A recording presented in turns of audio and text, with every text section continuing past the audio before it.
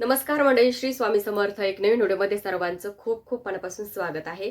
तर आजच्या व्हिडिओमध्ये आपण एक अगरबत्तीची खूप अशी प्रभावी सेवा आहे ती बघणार आहोत. ही सेवा ना मी स्वतः केलेली आहे, त्याच्यामुळे तुमच्यासोबत हा व्हिडिओ मी शेअर करते. ही सेवा कोणीही करू शकतं, म्हणजे ज्यांना वाचता लिहिता येत नाही ते सुद्धा ही सेवा करू शकतात.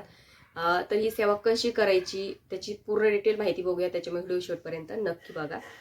तर ही सेवा करते वेळेस आपण कधीही करू शकतो, म्हणजे कोणत्याही वारी तुम्ही सुरू करू शकतात ही सेवा. आणि ही सेवा करते वेळेस सहसा केमिकल युक्त अगरबत्ती वापरू नका, कारण आपल्याला त्याचा अंगारा पण असा खायचा असतो. त्याच्यामुळे जर नॅचरल भेटली, सहसा ते तर मुश्किल आहे म्हणा, पण भेटली ना तर नॅचरल वापरायचा प्रयत्न करा. आणि खायचं जरी म्हटलं ना, मग समजा नाही तुम्हाला नॅचरल मिळाली तर खायची, जर आता खायची असते आपल्याला तर मग थोडीशीच घेऊन खा तुम्ही. तर काय करायचं आहे, ही सेवा करते वेळेस तुम्हाला अगरबत्तीच लागणार आहे, बाकी तुम्हाला काही लागणार नाहीये.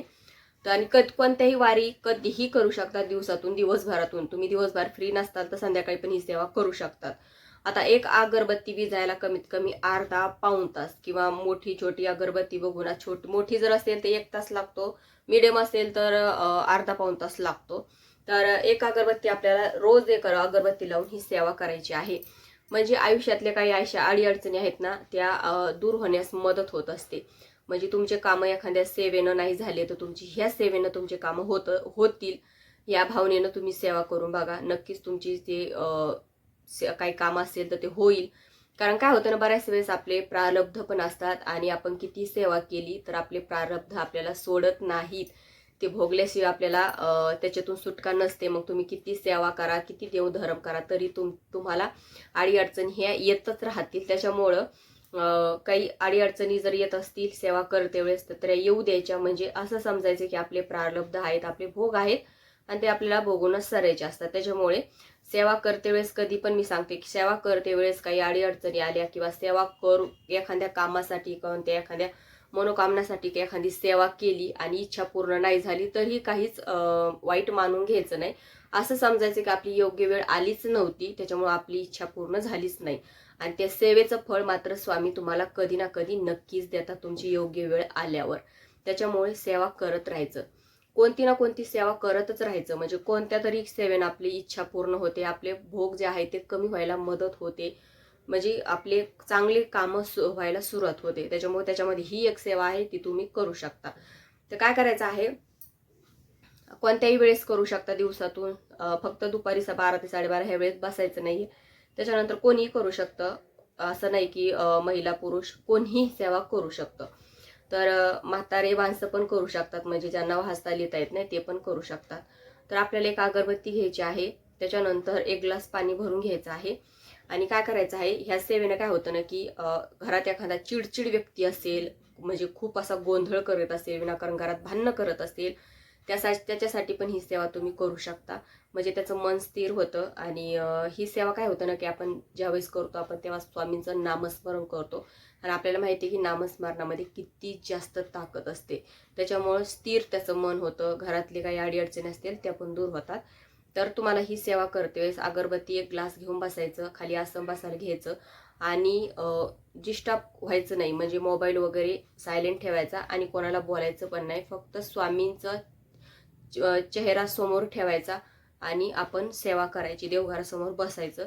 तर काय करायचं, अगरबत्ती लावायची, अगरबत्ती लावली की मांडी घालून बसायचं, आणि स्वामींचं नामस्मरण करत राहायचं. श्री स्वामी समर्थ, श्री स्वामी समर्थ. शांततेत म्हणायचं, कारण आपल्याकडे भरपूर असा वेळ असणार आहे. त्याच्यामुळे शांततेत स्वामींचं नामस्मरण करायचं. डोक्यातील जे काही वाईट विचार आहेत ते सर्व काही बाजूला ठेवायचे, काही काम वगैरे असतील तर ते पण सर्व बाजूला ठेवायचे. फक्त स्वामींचं नामस्मरण तुमच्या मुखी आणि तुमच्या कानी तुम्हाला ऐकायला आलं पाहिजे.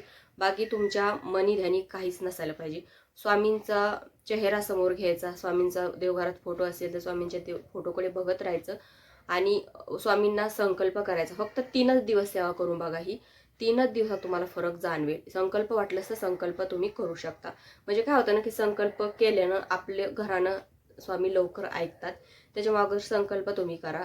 थोडंसं पाणी अक्षता हातात घेऊन स्वामींना सांगा, तुमची काही अडीअडचण असेल ती. आपण स्वतःचं नाव किंवा तुमचं गोत्र बोलून तुमची इच्छा बोलून तुम्ही संकल्प सोडायचा आणि सेवेला सुरुवात करायची. 3च दिवसात तुम्हाला फरक पडतो, जास्त दिवस पण तुम्हाला लागणार नाहीये. तर फक्त स्वामींचं नामस्मरण तुम्हाला करायचं, श्री स्वामी समर्थ या नावाचा जप करायचा, स्वामीचा ध्यास करायचा, स्वामीचं ध्यान करायचं. आणि आपण कसं ना शांततेत बसलेला राहतो त्या सेवेमध्ये, आपण डिस्टर्ब वगैरे होत नाही आणि फक्त स्वामींचं नामस्मरण करतो. म्हणजे काय होतं ना की आपलं श्री स्वामी समर्थ या नावावर इतका आपला जोर द्यायचा ना की आपल्या म्हणजे एकदम मनातून आपण तो जप करायचा, एक अंतकरणातून तो जप करायचा. मनात वाईट विचार काहीच आणायचं नाही, किंवा सेवा माझी करेल तर होईल का काम, हे सुद्धा मनात आणायचं नाही. जर तुमच्या मनात किंतु परंतु आला तर मग तिथे पण तुमची सेवा खंडित होते, तुमची म्हणजे ती सेवा पूर्ण होत नाही. कारण काय होतं ना की मग तिथं तुमचा विश्वास कमी दाखवला जातो, म्हणजे तुमचा विश्वास तिथं कुठेतरी डगमगतो आणि मग सेवा तुमची त्या सेवेचं पूर्ण फळ मिळत नाही. त्याच्यामुळं सेवा करते वेळेस, संकल्प करते वेळेस हाच विचार करून करायचा की हा ठीक आहे, माझं काम आता होणार आहे. म्हणजे इतकं पॉझिटिव्ह आपण विचार करायचा आणि स्वामीचा इतका ध्यास करायचा, इतकं मन लावून स्वामीचं नामस्मरण करायचं ना की स्वामीला पण ते ऐकायला गेलं पाहिजे की कोणतरी माझं नामस्मरण करते, कोणतरी माझा धावा घेते म्हणून. मग लगेच आपल्याकडे स्वामींचं लक्ष येतं आणि स्वामी लगेच मग स्वामींना मग लगेच कळून जातं की आपलं काय घराणं आहे ते.